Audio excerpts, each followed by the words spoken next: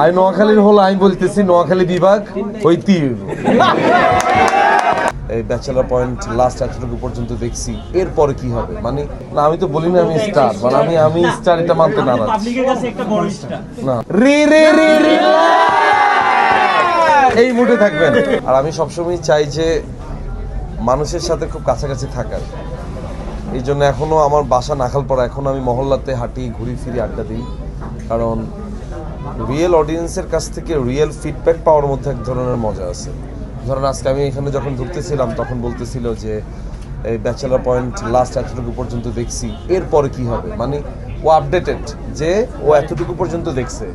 এরপর বলতেছে ভাই ফিমেলটা কবে আসবে, ভাই খালিদটা কবে আসবে, মানে ও যে সবগুলো কাজের সাথে কানেক্টেড, এই জিনিসগুলো খুব ভালো লাগে। মাঝে মধ্যে আমি যখন মহল্লায়, আপনারা দেখেন হয়তো আমি দেই যে মহল্লায় সিঙ্গারা খেতে বসছি বা চা খেতে বসছি, আড্ডা দিই, তখন অনেক মানুষজন আসে, কথা হয়।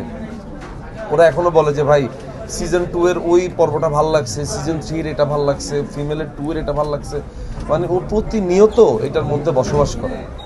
সো আমি মনে করি অ্যাজ অ্যান আর্টিস্ট এটা অনেক বড় সম্মানের যে একটা চরিত্রকে মানুষ দিনের পর দিন লালন করে যাচ্ছে।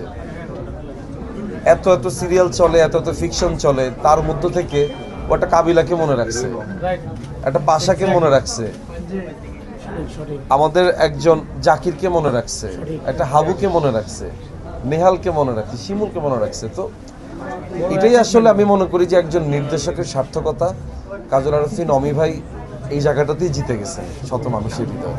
না আমি তো বলি না আমি স্টার, মানে আমি স্টার এটা মানতে নারাজ না। ওইটা পাবলিক ভালোবাসে হয়তো বলে, বাট আমি আসলে ওই লাইফটা ক্যারি করতে চাই না। আসলে আমি আমার স্টাইলে চলি, আমি আমার ভাবনা চিন্তায় চলি।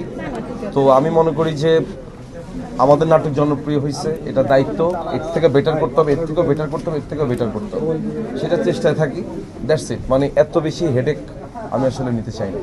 মানে স্টারের যে একটা ভার, মানে এইটার যে একটা ধরনের এক ধরনের থাকে না যে অদৃশ্য একটা ভার, সে ভারটা আমি আসলে বহন করতে চাই না। ব্র্যান্ড অ্যাম্বাসেডর হিসেবে গুঞ্জন শোনা যাচ্ছে নোয়াখালী টিমে, সেই ব্যাপারে কি বলবেন আপনি? কি অফিশিয়ালি এটা এখনো আলোচনা চলতেছে, চূড়ান্ত সিদ্ধান্ত হলে অবশ্যই আপনারা জানতে পারবেন। নোয়াখালী বিভাগ চান কিনা? অবশ্যই, নোয়াখালী ছেলে হিসেবে তো অবশ্যই চাই। আমি নোয়াখালীর হলো, আমি বলতেছি নোয়াখালী বিভাগ হইতেই হইব। অনেক অনেক ধন্যবাদ, এত বছর ধরে আমাদের সাথে আছেন, এখনো ভালোবেসে যাচ্ছেন। তো চাবো সামনের দিনগুলোতে আপনাদের জন্য আরো ভালো ভালো কাজ আছে, দেখতে থাকবেন। আর সবসময় যখন আমাদের নাটকগুলো যখন দেখতে বসবেন, একটা রে রে রে রে এই মুডে থাকবেন। থ্যাংক ইউ সবাইকে, থ্যাংক ইউ।